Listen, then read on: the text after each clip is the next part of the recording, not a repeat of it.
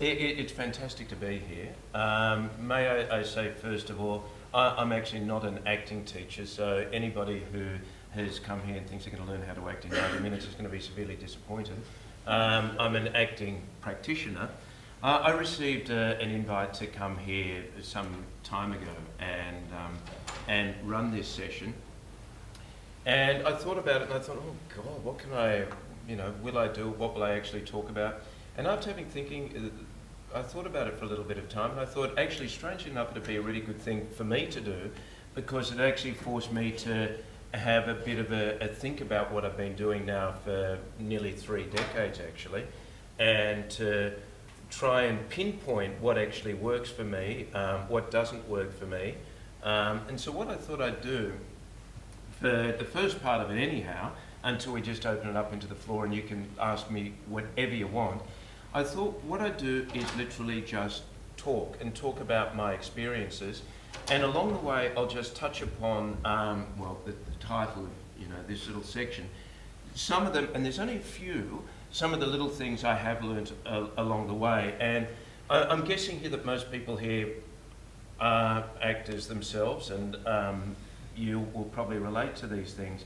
Some of the things I'll talk about will actually seem blindingly obvious to you, but strangely enough, these things that really are very, very obvious, I would contend that very few actors actually ever really do them. So it might be worth me just talking about those things, especially one thing in quite a bit of detail, and why I think it is actually very important. So I'll just start by leading off by telling you that I graduated from an acting school in Australia, however many years ago, quite a number of years ago. And the acting school that I went to was not, some people might know NIDA in Australia, the National Institute of Dramatic Art. I wasn't allowed to go into that institution because I was a naughty boy and somebody knew about something that I'd done, so I wasn't allowed in. So I went to this other institution. It was the very first degree course of performing arts in Australia. And I was in the very first year of that intake. And because it was the very first year, it didn't have very much funding.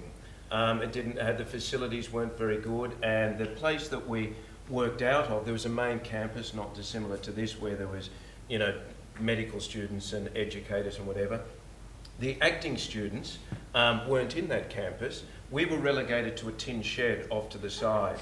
And we spent 3 years in that one tin shed. And that tin shed was the place where we had our acting classes, our voice classes, our movement classes, stage combat. We did all our productions in that one tin shed. And as I say, we had very little facilities. But the great thing about spending 3 years in that tin shed is that it did 2 things for us. Because we didn't have the money and the facilities, it forced us, first of all, to rely wholly and solely on our imagination. And for me, imagination is the key to acting. Unless you have a really, really fertile imagination, I would say, give up and leave. That is the fundamental thing for acting.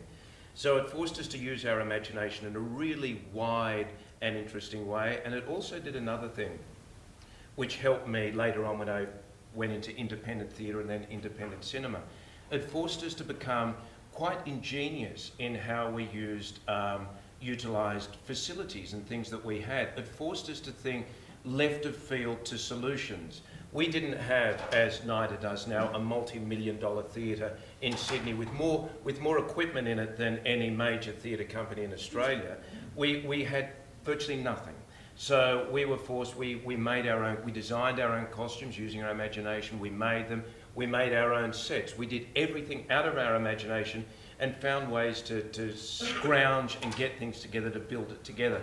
All this became very useful, as I say, when I graduated and then became involved in independent theatre and then independent cinema, because besides acting, I produced some things in my earlier years and still sort of do. So I could, make $1 of a budget turn into $5. The key thing about that particular institution at the time, and I think it was pretty much the same in Australia and probably in New Zealand, the whole 3 years of study there was wholly and solely on theatre acting. There wasn't 1 minute of training for acting for this little camera here. So we graduated after 3 years, all of us as acting students, never having spent 1 minute in front of a camera. That's changed now, I think, all around the world, and a lot of acting schools actually work in collaboration with film schools, which I think is, you know, an amazing thing to do, and it makes complete sense. We didn't have that luxury. When I graduated from drama school, I first of all started in independent theatre, and then I was very lucky. I became part of a company of actors in Sydney, a place some people may know it in Sydney called Company B, under the artistic directorship of Neil Armfield, probably Australia's greatest theatre director. And there's 14 of us in this company, and the great actors. There was Jeffrey Rush, Kate Blanchett, Jackie McKenzie, Max Cullen, myself, and we worked together as a company for 2 years doing theatre, and that was amazing. So that was the theatre side of it. Off to that, when, you know, I had downtime or whatever, my introduction into film acting was, and I'm sure it's very, very much the same with a lot of people here, it was as a guest in weekly dramas. And there was a weekly drama back then called A Country Practice. And A Country Practice was set in a fictitious town called Wandon Valley, and it had the ubiquitous, you know, doctor, the teacher, you know, character called Cookie, and it had a wombat in it. In 18 months, I visited Wandon Valley 3 times, but as 3 different characters. The first time I visited Wandon Valley was, I think, as a 50-worder as an ambulance driver. The second time I visited Wandon Valley was as an incompetent policeman who, seriously, this was the storyline, he mistook these flower bombs that kids were playing with as bags of heroin, as a policeman would do. And the third time I visited the valley was as a dialysis patient who also had a troubled existence.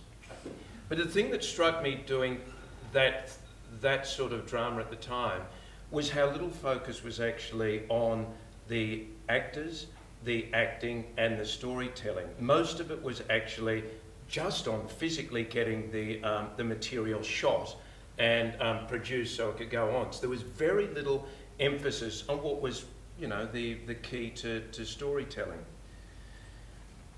After about 2 years of graduating, I scored a role on a mini-series called The Heroes.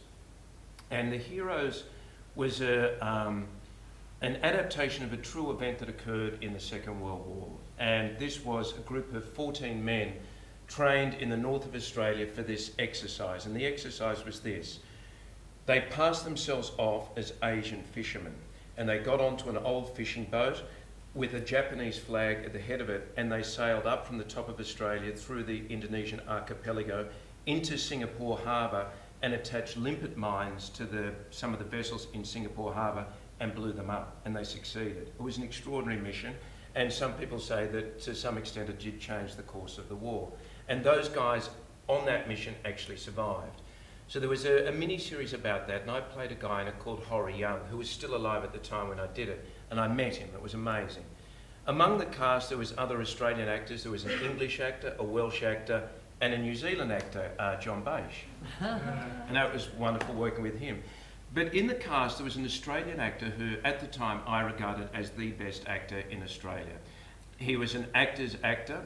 Actors obviously loved and respected him. And the public loved him as well. Men loved him because he was very masculine. He was a larrikin. And women loved him because he was very handsome. He was articulate. He was witty. And he was always completely magnetic on screen. He was always real. He was believable. And he was always whatever character he needed to be in that time. His name was John Hargraves. And I thought he was amazing. And he died way too young at the age of 50 some time ago. I was so excited to work with this guy because all of a sudden I thought, wow, I'm actually going to learn what it's like to actually act for the screen with somebody who I regarded as the very best. And I can remember my first scene with John. He was, they'd built this particular fishing vessel and we shot it off the coast of Queensland in Australia. And he was behind the wheel of the boat, the wheelhouse. There was another actor to his side called Jeff Truman, and I was on the other side of it. And it was just a little three-hander scene. And I've got to say, at the end of it, after rehearsing it and shooting it, I was a little bit underwhelmed because I didn't see any acting. It felt pretty, you know, uneventful, pretty ordinary. It was just like a real conversation like we're having here. And got to be honest, I was quite disappointed. This production was probably the first and only production that I know of whereby the producers actually invited the actors to see rushes of an evening. I've never heard of it ever since. They invited all the actors to rushes, and we were given, we were allowed to drink in the makeshift screening room as well. We had a beer. A lot of the crew was there as well. And I can remember this night after this particular scene, sitting there, and we had a beer, and they start screening the dailies, and then John comes on screen. And I've got to tell you, all of a sudden it's like the same thing happened again. Completely compelling, utterly magnetic, and you believed everything that guy said. He was that character, and there wasn't a fault in his performance. I don't know if it was the next day or a couple of days later. I was on the boat again, and we were in between takes. In between setting up for something, and I was just standing next to John. He was sitting down just having a cigarette, and there was another actor there who'd actually never worked again after this series. And he asked John something that I wish I just didn't have the courage to ask. He said, "John, what advice would you give to a young actor? What's the best thing you could ever tell an actor? What's the best piece of advice you've ever heard?" And he just had a puff in his cigarette, and he said, "Okay, I'll tell you." He said, "The best piece of advice I've ever got I've ever had," and he said it was given to me by another actor. And this actor was, I don't know if anybody knows, he was an older Australian actor called John Mellion. He was a big drinker, he was a real larrikin. He could make you laugh at the drop of a hat, he could make you dry at the drop of a hat. And his performances, some of them, it felt as though they were so deeply honest. It was like the history of humanity came through this guy's performances. And John Mellion said to John Hargraves some years before something really, really simple.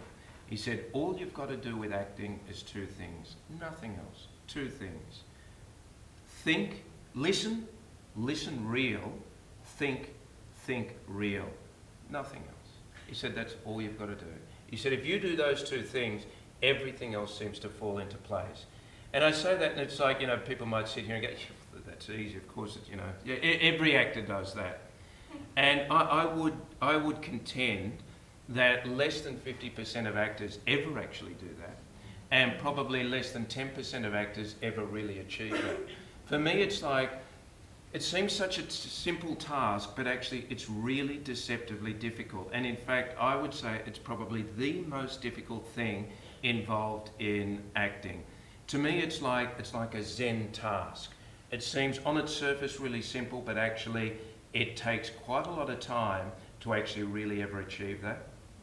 When I was at acting school, one of our textbooks that we had besides, Stanislavski books and a whole heap of others, we were actually told to read Zen and the Art of Motorcycle Maintenance. I could never understand why at the time, but now when I'm talking to you and thinking about what the key to me is for acting, I actually do understand now why we were told to read it.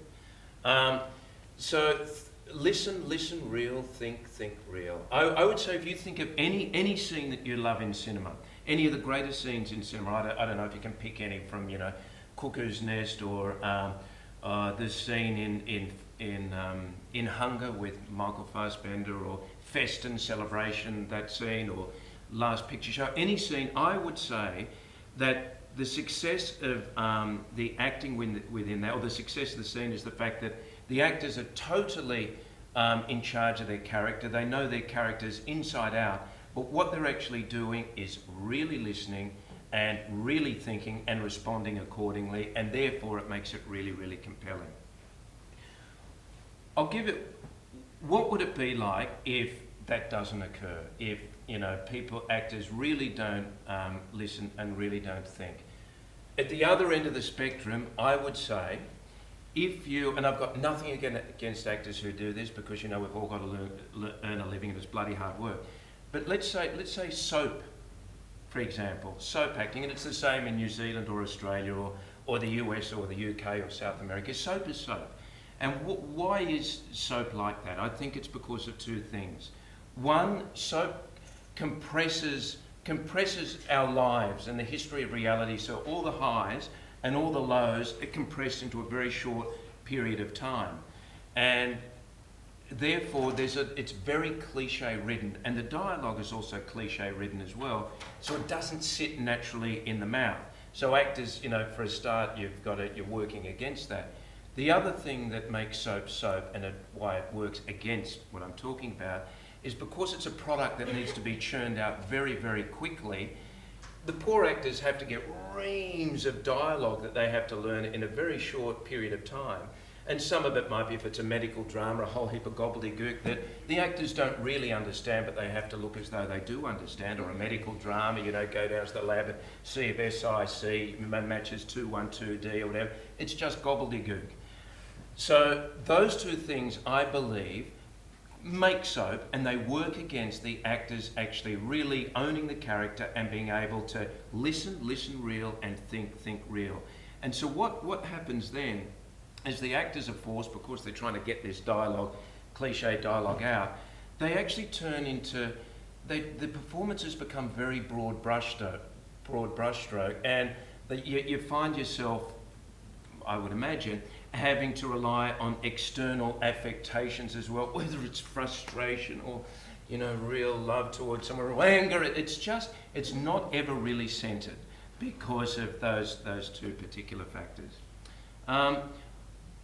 I'll just bang on about this point just for one more minute, because I think it's my big ticket item, this one. I'll tell a story against myself with listening real and thinking real. I just finished a production in Australia of Arthur Miller's The Crucible, and I had a couple of things working against me at the beginning of it, and I'll truncate this story so we can move on. Just prior to rehearsal of this production, I flew back from overseas, and I've always had problems with my eustachian tubes and ears, and I ended up being nearly completely deaf in my left ear, and not hearing terribly well out of my right ear. Throughout the whole rehearsal period that we had, I had two ear operations, and there was one week of rehearsal where every night, and I've got little tubes in my ears now. Every night as I went to sleep, my ear would bleed, and I would have. And I've got to say, it's the most disconcerting thing. I was deaf in the ear, and it bled. So I was freaking out. I thought I'd never get my hearing back again. And under normal circumstances, I would have pulled out of that play. But the whole season was sold out. And so Mr. Guilty Conscience here thought, the show must go on, so I continued. My ear eventually, my ear has come good, and I'm fine now, but I couldn't hear. I couldn't hear through rehearsal properly. I could hear other people in the cast better than I could hear myself, but I had no idea of where sound was coming from, particularly if sound was coming from behind me. So opening night came, and it was, in all honesty, it was a minor miracle that I was actually standing on stage, but I couldn't yet hear properly. And the production, in some quarters, got rave reviews, but in other quarters, I thought rightly so, got a bit of stick, and I got a bit of stick for it as well. No one knew outside that production that I was going through what I had and couldn't actually hear. Throughout the course of the run, there was one other thing, and here's one for actors, and if there's any directors in here, that was working against us. And I think it's got application for film acting as well as theatre acting, but if there's theatre actors here as well, it's a pretty interesting point, I think. The director had us, because he was sort of worried about the whole thing and the time constraints.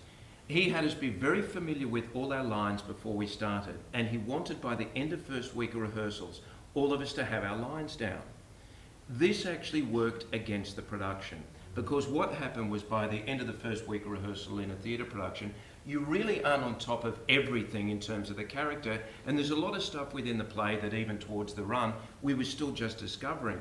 So we were locked into rhythms that, because we got it so early, that weren't actually connected to us, and they weren't coming organically or spontaneously. And they were nearly like they were shackled to us. It was nearly like there was a cement thing around us, and none of us could get out of those rhythms because we'd learnt them in isolation so early. So both of those things were working against us. So I couldn't, and I certainly couldn't, in this particular production, listen real, because I couldn't bloody hear.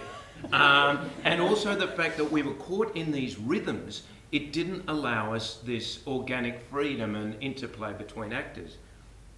Throughout the course of that run, all of us tried to, little by little, break the shackles of these things and try to actually free the darn thing up so it actually felt real again. The very last day of the play, we had a matinee and then a night performance, the actress who played my wife in it, Elizabeth Proctor, her name is Anita Hegg. She's a fabulous actor in Australia. We'd been talking about this the whole time, how we've just felt shackled by what we've been doing in the first week of rehearsal. And we started talking. She said, what are you doing after this? And I started to tell her things. And I said that I was coming over here.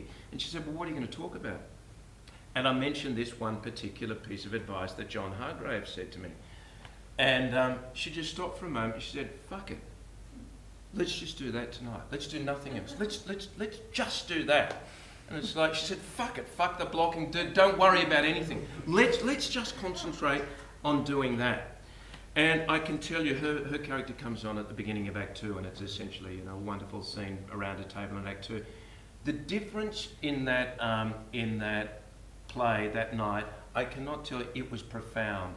Suddenly there were two people. It's one of the best experiences I've ever had on stage in my life because it felt completely free and real. The rhythms went out the window. Everything just flowed. There was breaks in dialogue that had never been before. There was tears flowing when there'd never been before. There was stuff going where there'd never been before. It was happening for the first time, and it was real and natural and exciting, not just for us, but for the audience. And the reason for that is all we did was that very simple thing for the first time in the whole run. Listen real, and think real. So that would be my key thing. What's my next little thing? Oh, okay. Well, we'll pick up on this. May or may not have happened in this particular production I'm about to talk about. May have happened on another production. In the first reading of a play that I may or may not have just done, it was a very large cast of about, and these things have application for film. The reading, there was one particular actor in this reading. As we read the play, and as I said, there's about 14 or 15 of us in the cast, it was like the reading was magnificent. It was great. This particular character stood out, and it was like, wow, the music in that character was fantastic. Everything, the sense, the logic, everything was fantastic. I was like, wow, that's pretty impressive. The very next week when we got on the floor, it was pretty impressive. There it was as well, but this time it sort of had physical manifestations. There was gesticulations, and it was like, oh, well, okay, good. Second week rehearsal, well, there it was again. And then the third week rehearsal, well, pretty much exactly the same. It's very good. It's fourth week, you're pretty much exactly the same. Opening night, well, there's the performance that I saw at the first reading. Throughout the whole run, this performance was good, but it never changed. It was really good, but it never, ever changed. Last night, really good, never changed. I was fascinated by it, and I thought, and I would do, and it's something that I call, and it's something to look out for. I've done it, I think we've all done it, and I title it Acting in Isolation. Throughout the play, I would do things to this particular character that would necessitate a particular response, but it would never happen, because everything had been worked out in isolation. This performance had been worked out in the bedroom or in the lounge room before rehearsal started. Everything, gone through sound, oh yeah, that sounds good, blah, blah, blah.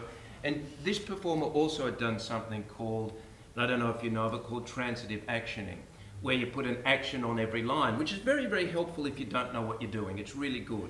But what this performer did was put a different transitive action on every line.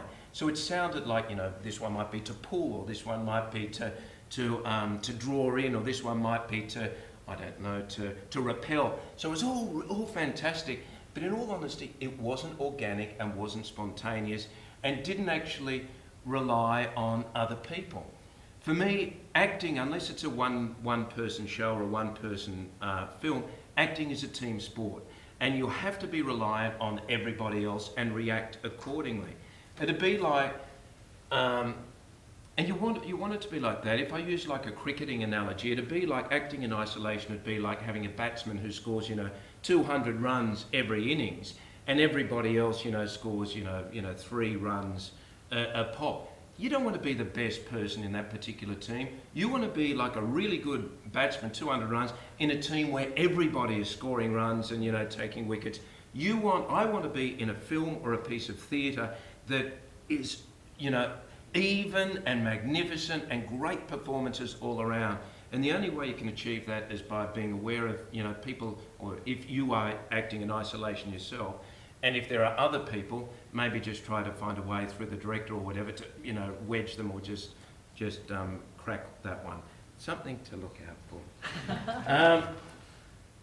I wanted to show a little clip now, but I won't talk about... All I'll say about this clip is, this clip is from a docudrama. It's called The Last Man Hanged. And it's a docudrama about a guy, Ronald Ryan. He was the last man hung in Australia. And he was a prisoner in a place called Pentridge, and he tried to break out with a lot of other prisoners. And some rifles were taken from some of the police guards, the guards in the prison, and a guard was shot. No one ever really can prove who shot that guard. However, Ronald Ryan was convicted of this crime, and the state sentenced him to death, and he hung. The government of the time in Victoria, very strange thing, they invited the press to come and watch the hanging, and they printed off gilt-edged invitations to some key members of the press to come and have a look at this hanging. And then you had to essentially go and put your thing in and buy a ticket to the hanging. The clip that we're going to watch, and it's only very brief, and then I'll talk about why I think it's relevant to acting, is from a radio journalist. So we'll just have a look at Last Man Hanged. And we'll bring... I remember when I first saw that clip, and for me it had so many ramifications for how I approach acting. For me, the key to really interesting acting is surprise. And strangely, I was speaking to a director by the phone not long before this session, and I was talking about what I was going to do and whatever, and he actually also mentioned the word surprise. And for me, acting, if you can surprise people, I think, or subvert the audience's expectation in some way, I think that's really interesting. If you looked at that guy, if you were just given that guy's dialogue as an actor, it's relatively unremarkable stuff, although it's pretty dramatic. I would contend that probably no one would have thought to perform the piece like the way that guy did. You possibly would break once within the piece. He breaks twice, but what he does was something that I never would have thought of doing beforehand. He breaks, but then he comes out as though nothing's ever happened. Yeah. And he continues talking about it as though he'd never broken down just a few seconds before. He then goes again and then comes out of it again. It's quite unusual and distinct. And I think that's, for me, a key when we think about, when we're portraying, people and humanity, is the fact that we are all individuals. And it's very easy when you get a script to really go generic on it in terms of a character. But what I think makes acting really, really exciting is actually really to think specifically and think of the things that differentiate us and make us unique and individual, and to surprise an audience, not in a tricky way or in a way that, pyrotechnics, but really truthfully and honestly surprise and subvert their expectations. And I think of that scene so often in my work. There's a piece, I wonder if I show it or not. I can talk about it anyhow. I can show it. I'll just follow that up with an actor. David just finished working on Top of the Lake, and it was a project I was lucky enough to work on as well. And one of the actors that was working on it said that Jane gave him some notes, and then after the notes said, "But I give you permission to invite yourself, to surprise yourself." So basically saying, these are my notes, but feel free to surprise yourself as well, And I just thought, fantastic direction too. Right, yeah, the director I spoke to on the phone just before this, he's one of my best friends actually, and we've collaborated on 4 different projects. And I just asked me, I was going to talk about it, may as well just bring this bit up now.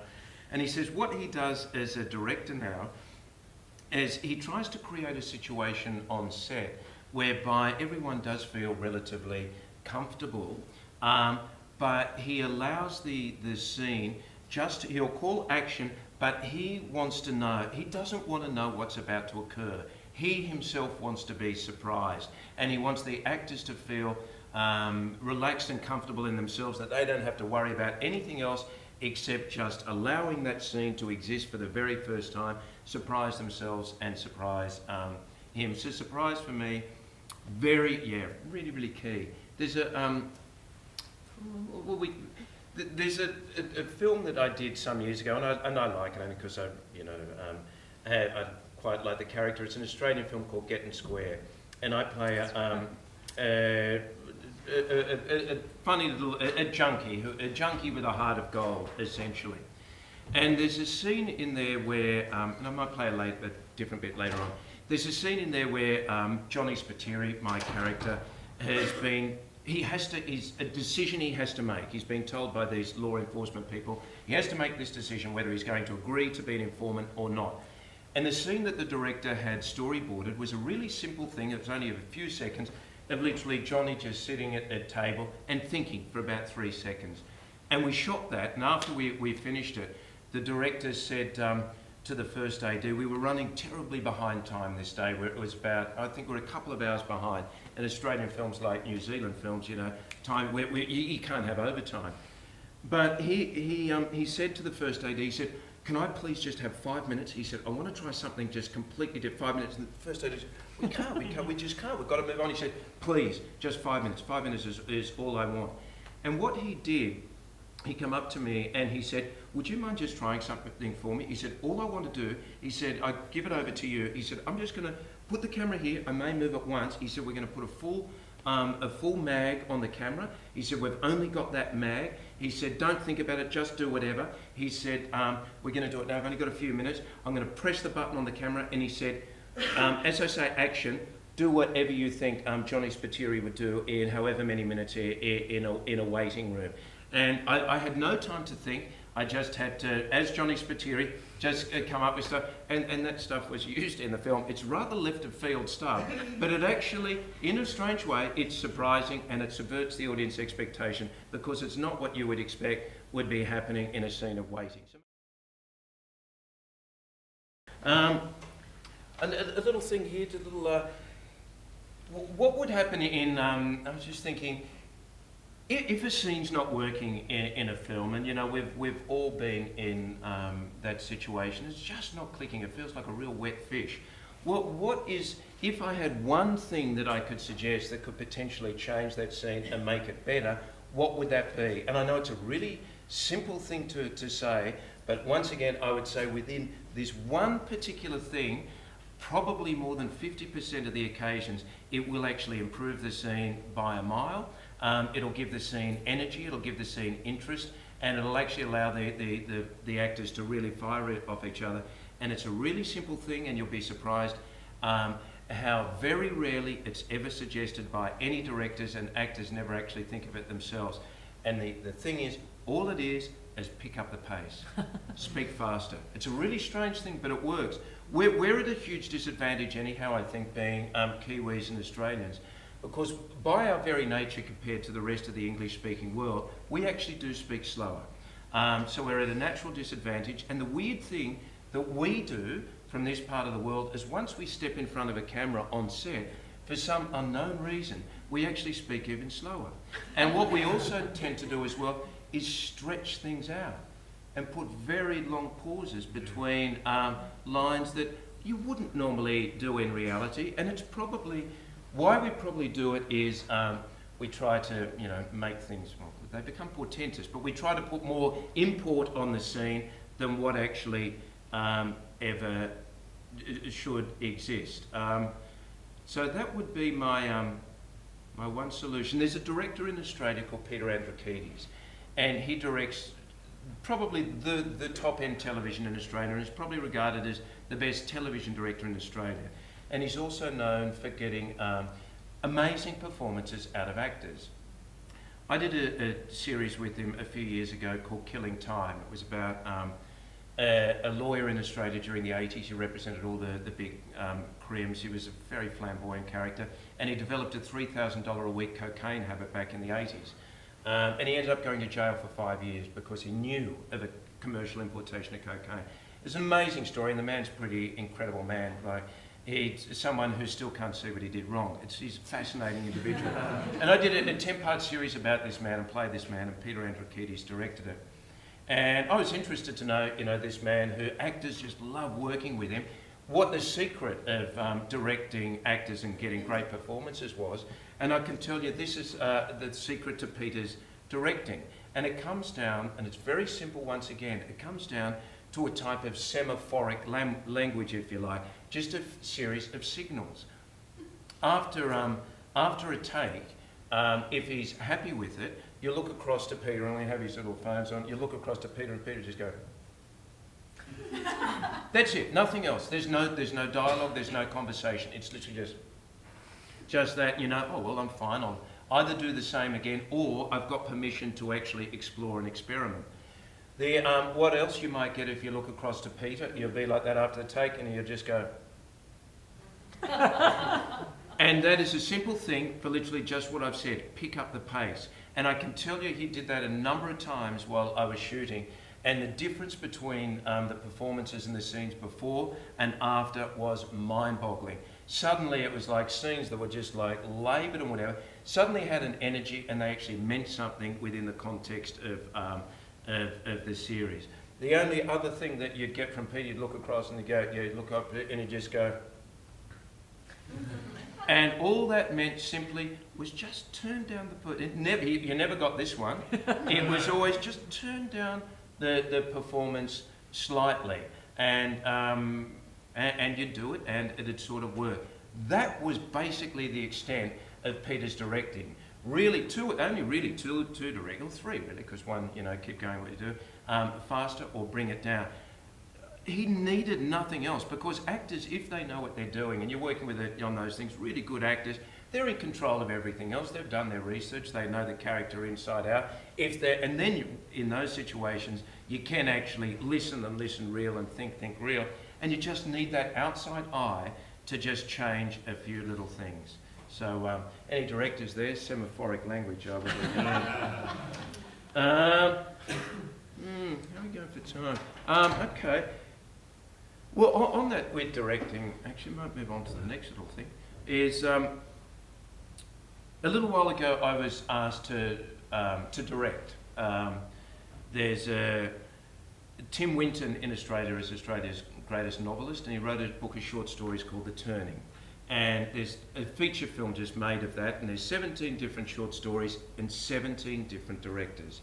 And I was asked to direct one of those, and I did, and it's essentially a two-hander.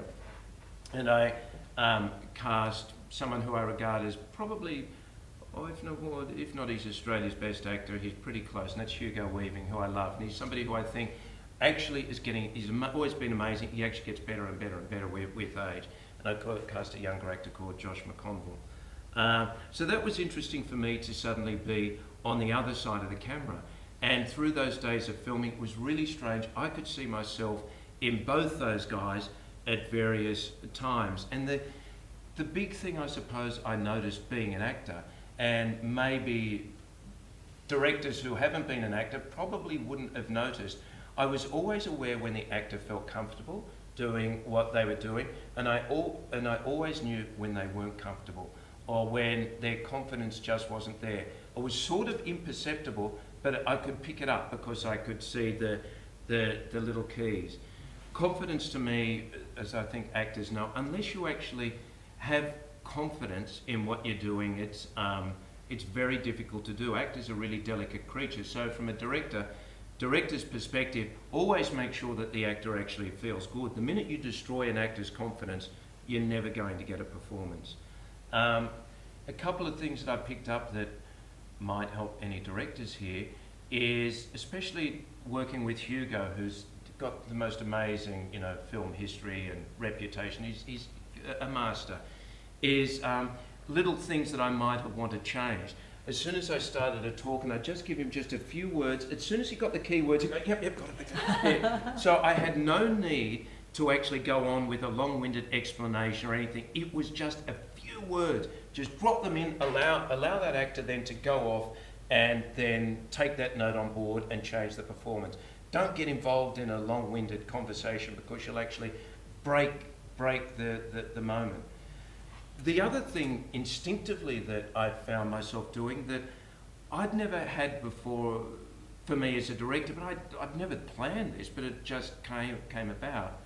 For both the characters, I had like a key phrase for them that sort of encapsulated what that character was. And if I saw during the performance that they sort of were veering off or it wasn't actually coming, all I had to do was literally just say that key phrase to them and just go like that, and suddenly they'd be on that course again. For example, and this isn't the case, say,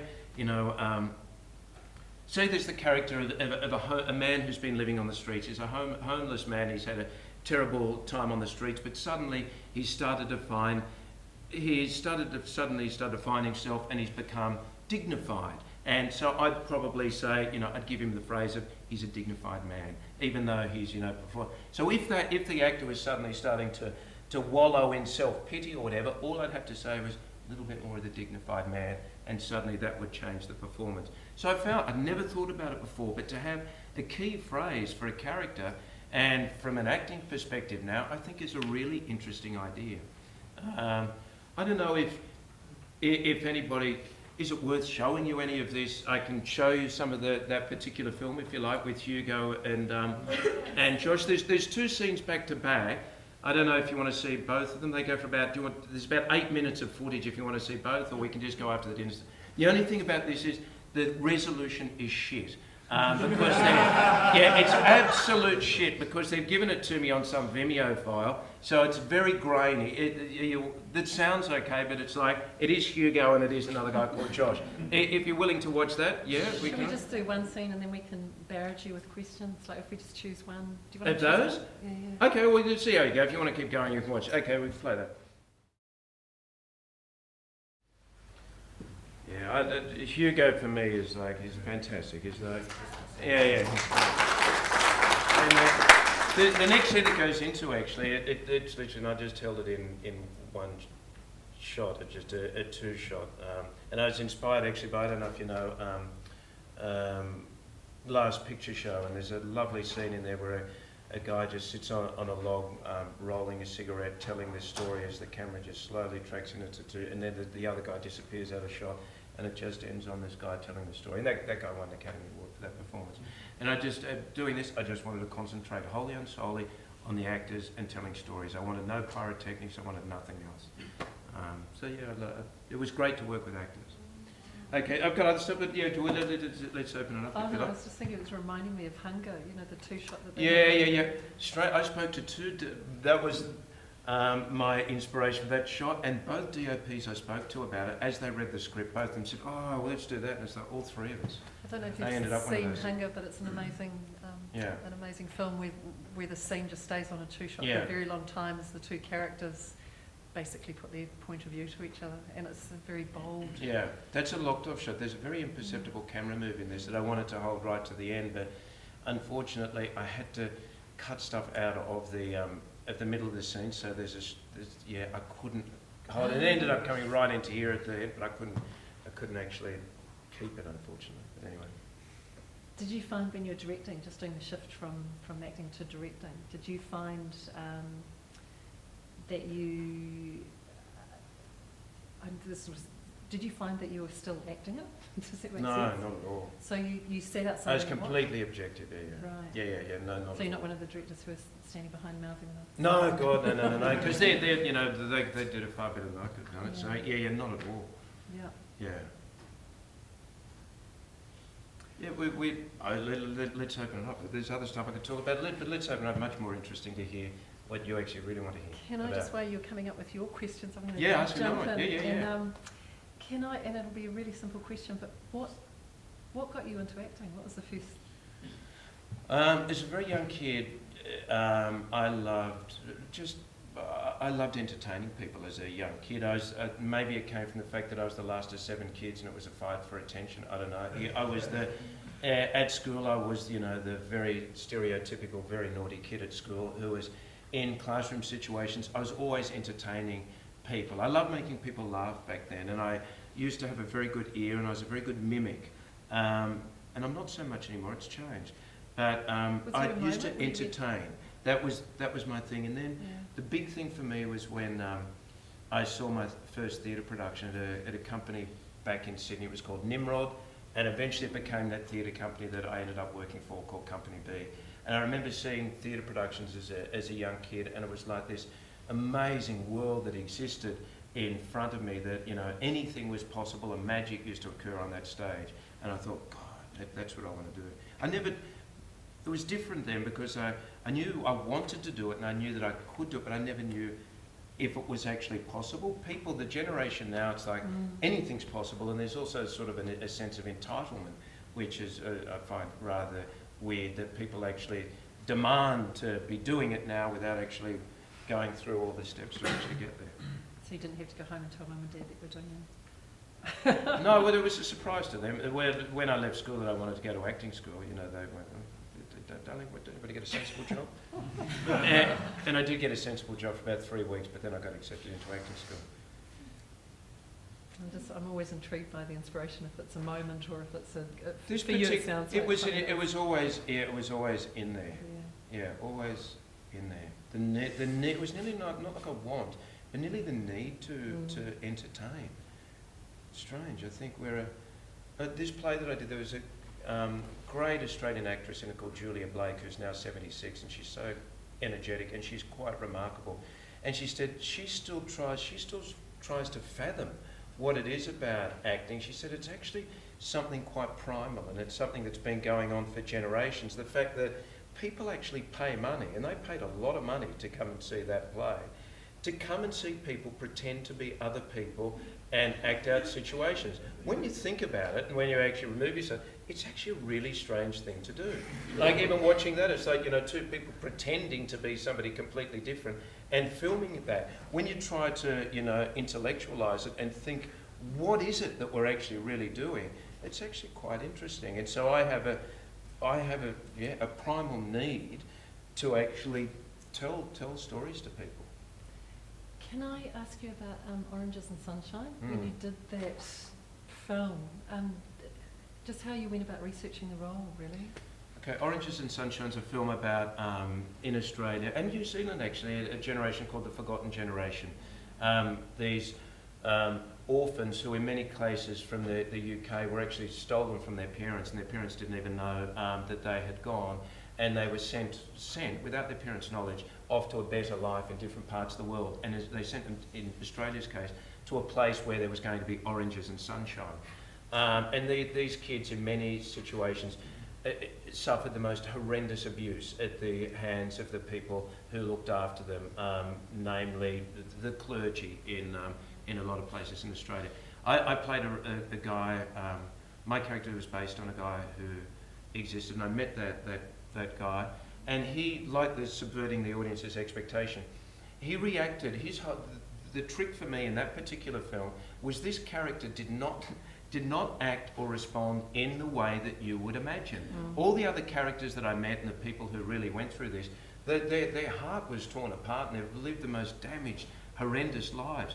This guy is one of the most confident people I have ever met in my life. He always talks about the fact that he's a multi-millionaire, he's been a successful businessman, he's done that. He built a swimming pool for the, brothers who, incredible man. And we also talked about the amount of sex he had as well within the first 3 minutes of meeting this man, which was quite incredible. He didn't act the way that you would think. He also never ever revealed the little tear in his heart, which was actually there. That was firstly initially the most frustrating thing as an actor, because all the other actors, Hugo was in it as well, and he had moments of great, emotional thing. My character had none. And there was only one particular moment right at the end of the film where my character has a scene with Emily Watson, and he just basically reassures her and gives her a little bit of advice. And that's the most emotional moment my character had in it, but that was also the most revealing. That the fact that this man had built so much concrete around his heart that it was damaged, but he built such a barrier around him that you never actually got to see it. It was interesting. Well, it is, because you're watching the whole way, waiting for it too, and you only need that one note to understand. It's like in a similar thing. It was like, I don't know if you saw Top of the Lake. The character was from an acting perspective, a similar sort of challenge, and it was strange, it was produced by the same person, and I said to that, God, Amir, when can I play a character when I can actually do something? The challenge of my character, for those of you who have seen it in Top of the Lake, was actually, again, not to reveal. Jane Campion described my character as a snake in the grass, and I was never allowed to show the snake's fangs until right at the very end. I had to remain just pretty much like this character, to not draw attention to myself. Other characters in that piece were much more showy, and that was their job. But mine was not. And I just had to know my piece, my part in the piece, and play that, which was a really interesting challenge. And I've got to say, I loved doing it, but it's interesting. What was driving you in that last scene on Top of the Lake? Did you have, as an actor, or in talking about the things that you're talking about now, like something that you come back to? Was it, for you, was it like a release or pretty much, and Jane's image is, and she went on about it, and she said, I want you to strike, I want the snake to strike now. And she said, I want to see the snake's fangs. Right. And so, to have really graphic images like that, obviously really helpful to an actor. So her just saying that, as I say, you don't have to say terribly much if the actor knows what they're doing. If they have just a few key things, boom, then off you can go. Questions? Yeah. When you get the difference between theatre and film, a lot of the time for the actor is the time of prep. The wonderful time you can have in rehearsal blooms and working with theatre. In film, it seems that's very much diminished. Yeah. So how do you cope with that when you get something and you want to work on it? Do you have to work in isolation? How do you actually do the secret work of actors? Yeah, you do. I suppose it's compressed. It's an interesting thing. I suppose the fact is that with film as well, you only you're doing little bits at a time, so that actually does help. Yeah, I do. If there's any research required, I make sure that I do all of that before. Hopefully, there is at least 1 week rehearsal period. So I make sure before that rehearsal period, all the research is done out of the way. If I need research to occur, I want to have a pretty good idea of who the character is and what that character is like. If the character is further removed from myself, I want to know then how if there's differences in the character's speech pattern, or if their character has a lower register or higher, if the character moves differently. I want to know that sort of just prior or the beginning of rehearsal. But also I want to not commit entirely to everything before I start shooting, because I want to know who, before the first day on set, I want to be completely confident of that character. So if I put that character in any situation outside the film, I would be comfortable that character could exist and respond accordingly. So I want to, during the rehearsal period, use it to consolidate everything I know about the character, but not to lock in the performance or even the lines. Be familiar with the lines, but once you're on set, I want to be free enough to be able to, I know the lines, but I don't want to be restricted by what I've locked in, because I want to be, and this is a key, for me, the best moments in film or even theatre is what I call happy accidents. Things that you would never actually anticipate happening. So it could be anything, whether it be, there's a bit in the scene that I'll come up to actually, that I might show, that wasn't anticipated, and it was a happy accident, and I went along with it. If you've locked your performance off so much, you're not going to respond to happy accidents, because it'll actually throw you. So you want to be open, completely open and spontaneous, and then be able to, listen and think real with each other. So establishing relationships with the other actors you're working with, to get out of that isolation. Yeah. How do you do that so quickly for film? Because you've got to work it fast. Yeah, you do have to work it fast, and I think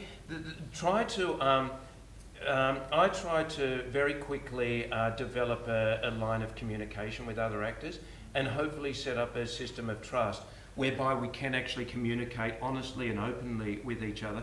Because I find, as I found in a play that I may or may not have just done, that the best notes, strangely enough, came from the other actors. When I gave them permission to be able to speak openly and honestly with me, and I could take on what I wanted or not, but it was actually really good, because then we were actually on the same playing field. You've got to, be delicate with that, because some actors don't take kindly to it.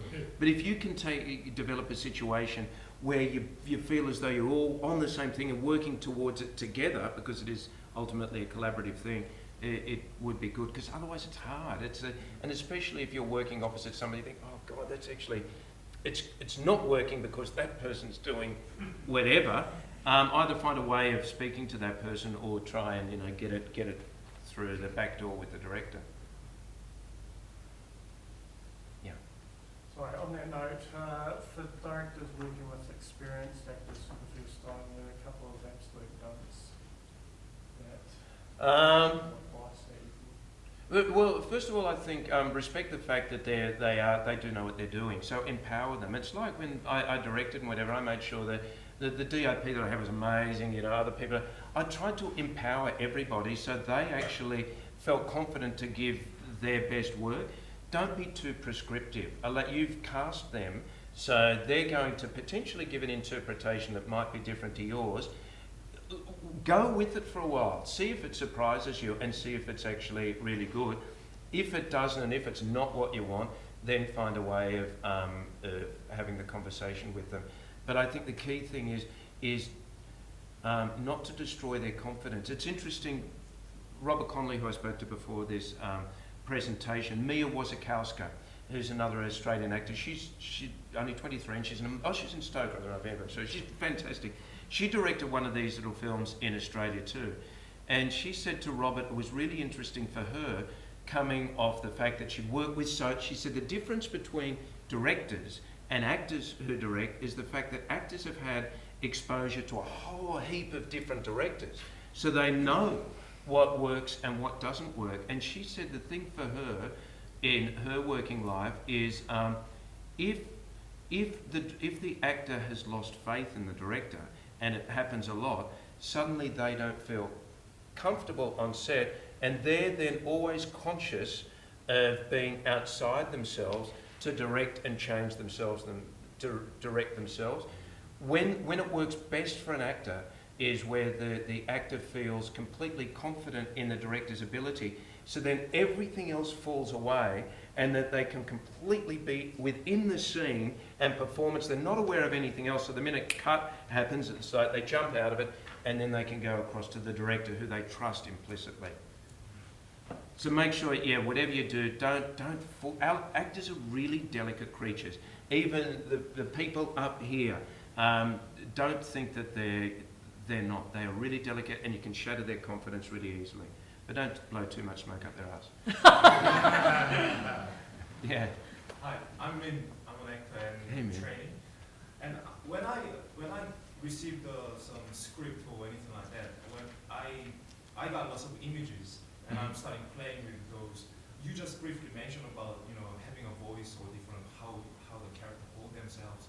So maybe my character has some kind of maybe different, but this kind of voice with this kind of move, or otherwise I can move like deeper voice or how I hold themselves.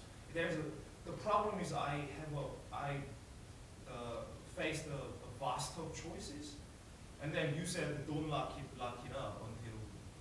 Yeah, have the choices. Eventually, instinctively, you will find something that works. As an actor, you'll try everything, and also be open to other people's suggestions as well. For me, I've worked with Baz Luhrmann 3 times, and he operates on the credo of best idea wins. He doesn't care whether it comes, and with Moulin Rouge, we did workshops for months and months and months on end.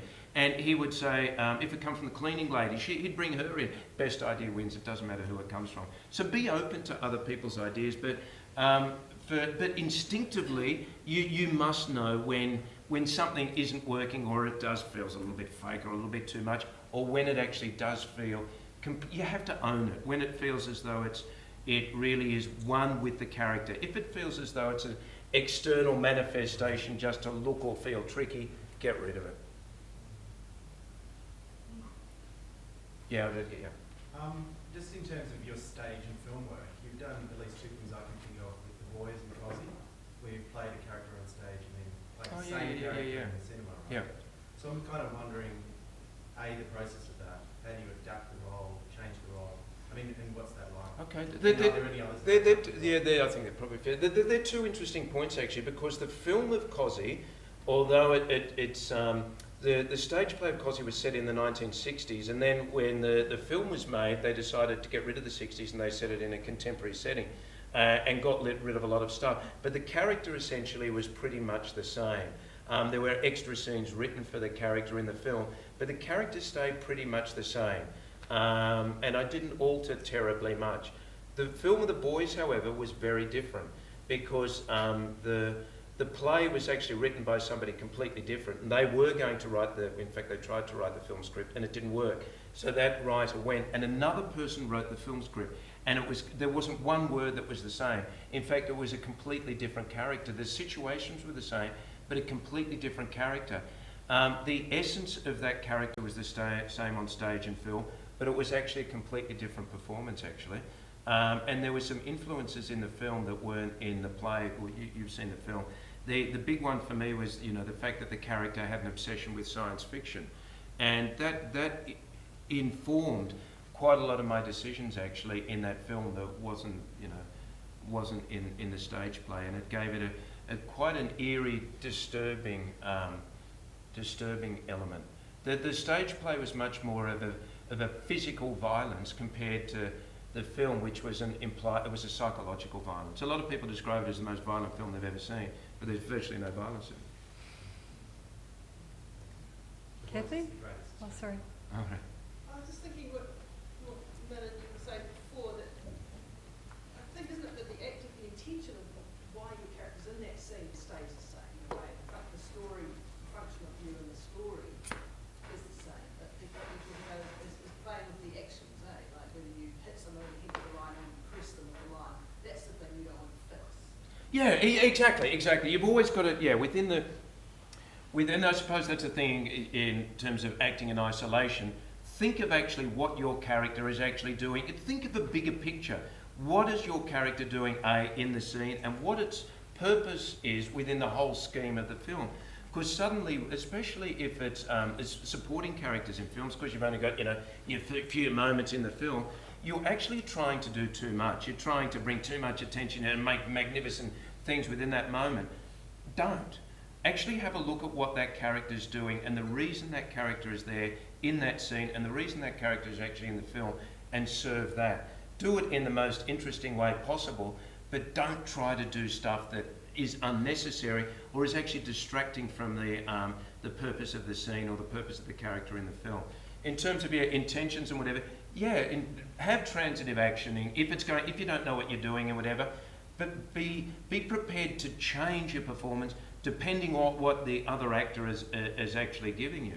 Because it's always dependent on, if somebody's going to push you, you're going to go backwards. Go with whatever is coming towards you. Can I ask, do you feel like each take is different? Yeah, always. Right. Always. So It's nearly an impossibility to replicate. Yeah. Always different. Do you aim for it to be like you? No, you don't. Unless you director says, so try something completely different. Try not to go in. Try not to actually think ahead. Right. As soon as action starts, try to be literally. You don't know what's going to happen. It's once again, it's one of the hardest things to do. But I've found that it works actually. In terms of, I used to really psych myself up for various things and whatever, and it worked for certain things. Now I've got to a situation, and it's probably age and wisdom and whatever. I often do exactly the opposite. I actually am nearly completely relaxed and blank, and then I'll just start, because I find then that it starts from a place that's much more settled, and I find I can launch, because if you're too psyched up, things can become a little bit, unless the character is like that, it can become just a little bit too frenetic. I did a thing quite a few years ago at the Sydney Opera House. I played Jerry Springer in a thing called Jerry Springer the Opera. And it came to me then, actually, I thought about it. It's like my best performances were when backstage, I knew Jerry and whatever, but I didn't psych myself so much that when I came on as Jerry, It was too much because the energy was just a little bit out, whereby because naturally the adrenaline's always pumping anyhow before you walk on stage or before a take. It's sort of there. You don't have to juice it up, and most good actors anyhow are always slightly on edge, so you don't actually have to heighten it. So if you just come on and start at a neutral place and then allow it to happen. Actually, when I was doing Jerry Springer, actually, I'm a big fan of AFL football back in Australia, and I'm an ambassador for this team back there, the Sydney Swans. And when I was doing that performance, I actually thought of football and grand final. And I know a lot of players. There's a very famous player in Australia who used to vomit before every match, and a lot of players vomit before matches. And I actually thought it was really useful in terms of a football analogy. And a lot of players always strike themselves up and bang against it. And I thought, actually, don't, because it actually may help you. Because the first 5 or 10 minutes of a football match, it's always too frenetic and balls get dropped and whatever. But if they came from a place of much more relaxation prior, they'd probably be much more silky with their skills. Hi, I'm Dave Antoine, I'm an actor. I'm just interested more in the time before you saw the success that you have like now, at that time where you're getting roles but they're few and far between, and like that maintenance of yourself as an actor and your artistic integrity, and not just taking the scraps, or what's there because it's offered to me so I have to take it, or I haven't had an audition in a long time. How did you find that period, and is it different now to the breakthrough with the offers of roles as opposed to the audition process of can't even get in the room?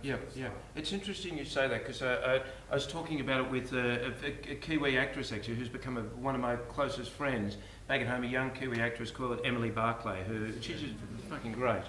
And I was talking about exactly that to her, and I don't think it matters where you are on the pecking order of acting. It's all relative, strangely, and you actually go through exactly the same thing. And using a sporting analogy as well, I think you're spot on. I think you actually do have to keep fit in terms of performance, because skills actually do get rusty, and it's like you do have to do it. One thing that I did in my early days, and I'm doing it again now actually, is actually generate your own work. For me, it's the most fulfilling thing anyhow. It's like, don't wait for the phone to ring. As a young actor, I produced my own stage shows. I did a one-man show actually that eventually got picked up and taken to Germany just after the wall came down. I could be the first English-speaking performer behind the wall after it came down. It was amazing. But I did it myself. And now with film, I'm actually doing it myself. I've written a film that I'm going to direct. Robert Conley's going to produce and whatever. I'm doing it myself. I got a group of actors together the other day and had a nice informal reading. Emily Barclay read it and whatever. But I did it myself. It's like, and for me, and regardless, they are actually probably the most fulfilling things, as opposed to waiting for the, and I do them. I have to do them for America, and sometimes they ask me to do screen tests, and it's like, it hurts, and it's like, it can be really soul-destroying and destructive, especially when you go in America and, for television America, God help me, where you're actually, you get to a situation where, you're at the top there, but the people in the studio still need to see you anyhow in person, and they bring you into a situation like this, and there's probably a few less people, and you have to do the scene literally in front of these people standing there like that. Oh, thank you. And it's soul-destroying. And it doesn't matter who you are. I can tell you the amount of people who you go, oh my God, they have to do that. You go, wow. And you have to, maintain your dignity in some way. I'd say, do your own thing. Yeah, and you get it. I was talking to Emily about this as well, actually, when we were doing the play. And it's something that I'm going to put into practice when I get home. Have you seen the film Vanya on 42nd Street? Yes. It's great, and that just came by a group of actors they'd meet, every now and again, and they'd literally just play with this play every now and again with no forethought that eventually they would perform it and film it 5 years later. We're going to get a group of actors back in Australia and literally just get together whenever we can to read things, and just to brush up on things, just for our own benefit, for nothing else, not to perform or anything, just so we get, we're forever doing things. Can I follow on with that? Yeah. Did you ever feel like you consciously chose to steer yourself towards other roles? Like, did you find that you had to? I've got to a situation where I'm actually a character actor. If there's a character actor and leading man, I came from the theatre. The things that appealed to me most are characters, that are characters further removed from myself. Somewhere along the way in my career, a really strange thing happened whereby I was picked up and people thought that I should do, leading man straight stuff. It was a surprise to me more than anybody else. And over the past, 10 or 15 years, I've found myself in a situation that I never ever would have found myself in, which is playing sort of straight leading man stuff, which is a strange skill that I've had to find a way of actually pulling off. It's smoke and mirrors, and maybe someday somebody will find me out. But it's like, I'm in a situation now where bizarrely I'm actually trying to get people to realise that I have a skill that I think is pretty good in another area, and I'm desperate to actually do comedy. And I've been mentioning to my agents for ages about it, and it's like I'm itching to do something funny, but if anybody's got a script there that's hilarious, please come my way, because I'll sign up instantly. And I guess on that, David, on that note, if we're often advising actors to go and create their own work if they want to show themselves in a new light, to actually do a short film or do something that they can own, where they can present themselves in that way. Yeah, absolutely. If you want to start changing people's ideas of absolutely. actor or whatever. There is quite a disconnection, I feel, in New Zealand between the acting industry and the film industry. Right. And there was the address, the panel that I had this morning, no one mentioned the acting side of it, and that's a big part of it. And they asked Quentin about Mount Zion, and they're going, we can't figure out how to get people along to the theatres. The reason people went to Mount Zion is that there was heroes for those youth to watch. They watched Stan Walker, they watched Tim Morrison. We don't actually celebrate actors here. If anything, we put them down. And it's really frustrating. That's why I've been trying to go further abroad. I go to Australia and hope that I can break into that industry. Right. Because the work you do here a lot of the time feels like it doesn't count for anything else in the future. Right. So you're constantly feeling like you haven't improved yourself. Yeah. And it seems really weird that the film industry don't like actors. That's funny. And that's a big difference between, I suppose, and I think Australia's pretty similar culturally to what you're saying. And we've got, I'm sure it's the same here as well, the tall poppy syndrome. You can't be too successful. But it's the flip side in America, which is, I actually think it's one of the, I think America has some great things. They actually do celebrate success, and they like people to be successful, and they want to help people and bring them up. And I actually think it's a really good thing. But I think it's a cultural thing from this part of the world that is a really bizarre. Where the fuck did that come from? But it's like, it's counterproductive. I completely agree. I don't know how you change that culturally, but I agree. I had a question about the casting process. I find casting here, since we don't really do script in hand here, it's more sort of a memory test. It's more acting in isolation, I don't really know how to combat that, but for you, I'm guessing at your stage now, you never really have to worry about, having a memory test that you will actually learn these lines because you've proven that you can in your body of work. But when did you sort of step away from that stage? Like, when did you actually get to the stage where you go, well, fuck it, I don't really care what you're going to say with this sort of thing. I'm just going to come in and do my own thing. I just find here as actors that quite often if you miss out a couple of words, you're going to piss off the writer, so that's going to get go. And that we get so focused on basically just doing the paint by numbers that you think they want to present, you actually lose all essence of the art. And I find that is the hardest and biggest struggle as an actor in this country. That's why sometimes I prefer doing commercials, because commercials at least I can go in and I can be wacky and do whatever crap I want, and they're either going to go with it or not. But I just find that so much in acting here, we get sort of led across, you have to go here, you have to go here, you have to basically be a memory test. But I mean, did you ever actually have that stage? Yeah, I did. And strangely enough, in America, not so much for film, but for television. Television's I'm sure some people have probably gone over for pilot season.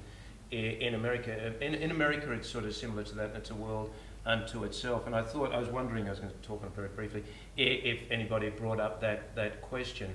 What advice, if I was doing, screen tests, I'll just talk briefly about the American thing before I come back, for, American pilots and what advice could I give? And I could tell you, I have no idea.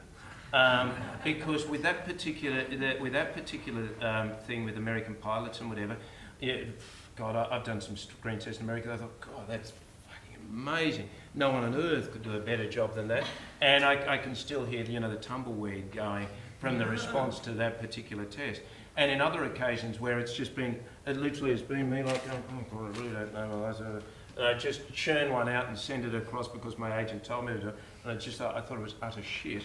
All of a sudden it's like, oh, massive interest. And it's like, seriously? Yeah, they want that? And it's like, a lot of the time in television, not particularly in film, the creators have a particular idea. Literally, it's like a cookie cutter thing of what that person looks like and whatever and sounds like, and it's literally just that, nothing else. So the acting is completely irrelevant, which is really frustrating. It's just like, it's utterly demoralising. To your point, get America out of the way, your thing here, I think it depends on, I think, the quality of the director who's running the session and also their casting person as well, because it shouldn't be literally just a memory test. From a director's perspective, it should just be having a look to see the possibility, I wouldn't want to see the performance, the possibility of that person being right for the character, but also for me, more importantly, the possibility that I could direct that person and make that performance change in such a way that it could actually change. Because a lot of times in audition or screen, a lot of actors are really good at screen tests, and that's all they're good at. And that performance will be the same like that character in the theatre piece. It'll be the same from the screen test to the rehearsal and to the day when you're shooting it, which might work, but it won't be organic and it won't really work with the other characters and could be completely real. As I say, it depends on the quality of the director running the session and the casting person. There's a great casting person in Australia who was one of the best, who's passed away, but her sister runs it now. Her name was Alison Barrett, and Nikki runs it now. And she was amazing, because what she did was she ran every casting session, she treated every actor completely the same, and she ran every session, she did everything possible for that actor to walk out feeling as though they had given their absolute best in that session and couldn't have done anything else. She would allow them, if they wanted, would you like to go again? Would you like to? So she would assist with notes if the director wasn't there. And you actually felt as though it didn't matter if you got the role or not, but you actually felt as though, yep, they honoured what I had to offer, and it was a worthwhile session. So that to me is like the gold class status of running a session. But oh my God, I've got stories about acting. One of my favourites, a little while ago in America, I was screen testing for a very, very famous director who was there, and he was sitting right opposite me. And this was for a movie, and the casting director was sitting right next to him like that, and I'd be there doing my thing, and she'd be, and I just said, sorry, I'm going to have to stop here, but would you mind not mouthing all my dialogue? As I go to, I'm not mouthing, it's like, and I sort of got into this argument with the casting director, and I thought, well, I won't be getting that film. But it was very, very disconcerting that the person that you were supposed to is mouthing your dialogue. I had a million of those. Other stories? Yeah, and check it. I like going back to Jerry's Spring of the Opera, which is Yep. brilliant. I'm just wondering, how do you, because that's full of somewhat controversial material, Yep. how do you choose roles, and what's your process if you're choosing something that may ruffle a few feathers, and how do you choose? Yeah, interesting. I'm very broad-minded, so that wasn't going to ruffle my feathers, but it certainly ruffled a lot of other people's feathers. Exactly. How do I choose roles? I've got to like the piece itself, but the characters. That character, well, like Jerry Springer, what an amazing man, and he's a man of such incredible contradictions, because he's no dummy. He's a really, really smart man who was very politically savvy, and he was the mayor of Cincinnati, I think. Or Cincinnati, whatever, but he was a fascinating character, so that appealed to me. characters in the project, then the script's got to be good, and the people that I'm working with. Although I love working with new people, people I've never worked with before. It's a whole package, but it has to be there on the paper. If it's not on the paper, I'm not doing it, because it's like, you know, you're not going to, yeah.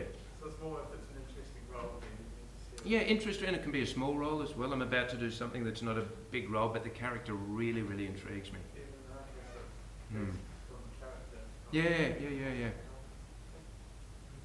Richard. Just bring it back to auditions again. I think it was a surprise, like sort of, it's similar to what I've heard from various different workshops and things. Sort of presenting something that I've heard it said as extreme as present something that flies completely in the face of the description of the character, and like that's at one extreme. You sort of hear that and say, that's what I want to see, and as opposed to just doing exactly your interpretation of like character. As you would imagine of a certain piece.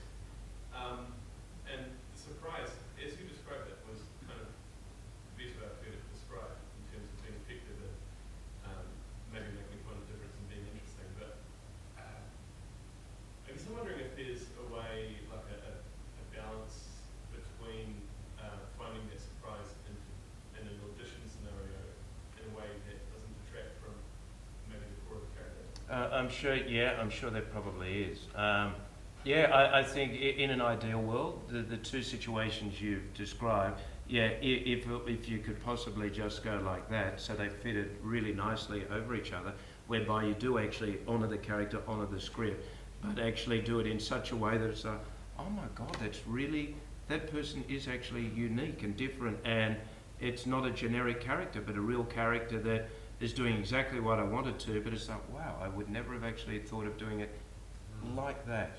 So I think it's just a matter of doing that, so not going wildly, when I say surprise and subverting the expectation, don't go, extreme on it. Yeah, it's got to, or maybe do, if it actually is going to be, honest and truthful to that particular character and situation, Could I ask, the other side of the actor, the PR, the promo, the public life, how do you cope with that as an actor? Look, it's something, and I don't think many actors, or some actors do, some actors get in it for completely different reasons than what I did. I like doing the thing, acting for me is a doing word.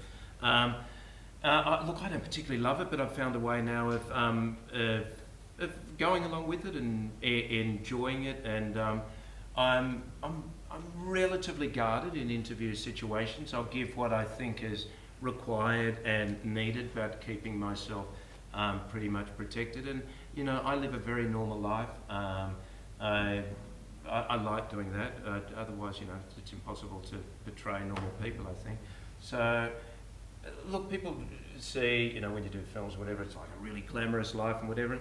It's not really, it's just work, you've done it, it's acting and whatever, and the red carpet thing, it's a bit of a laugh, but it's like, that's not what it's about. It's like, and you do it, it's a necessary evil, or the publicity thing. You realise that people, and I get it, people have to know about the film or the play, so you sort of have to do it.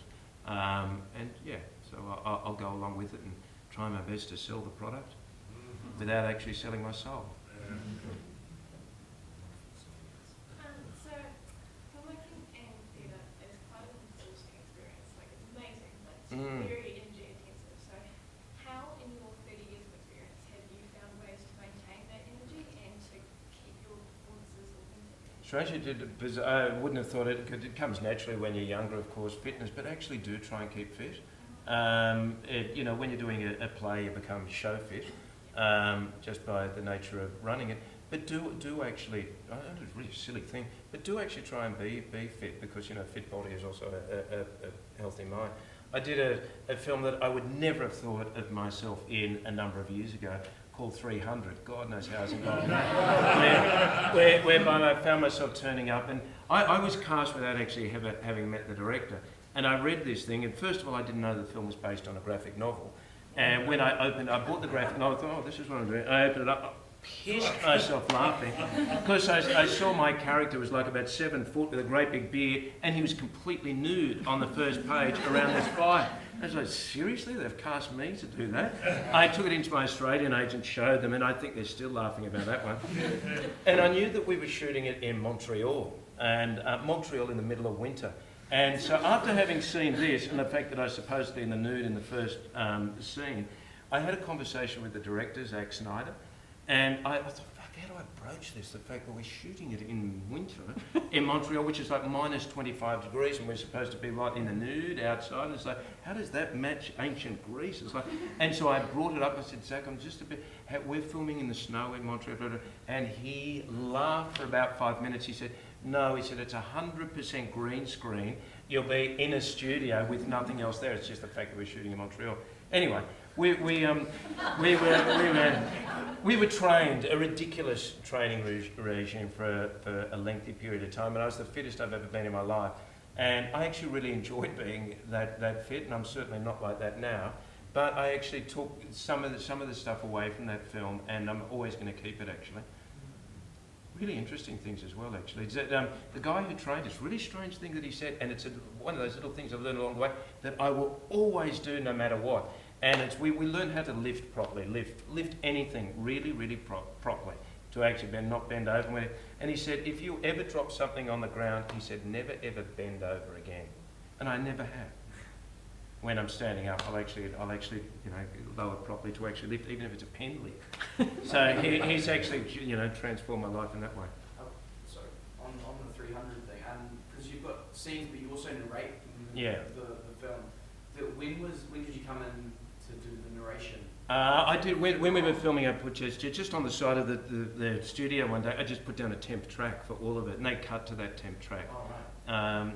And then later on, I was just taken into a studio and recorded the thing. But yeah, they cut to a temp track. I think we're needing to wrap this up. Are there any other questions? Or? Last one? My mum, she just wanted me to say hi, Diver Dan. She was. Oh, good on you. And I've got a question. If you have a favourite role, what was it been so far? I've got a few. In fact, one of them is actually Johnny Spiteri from Getting Square. I don't know if you've got a few minutes. You want to? We play with it. If you want, you can watch it. You can file out if you want, but maybe that could be the exit thing. You can watch. And it's actually one of my favourite scenes I've ever done. I just want to say thank you so much. Oh, pleasure.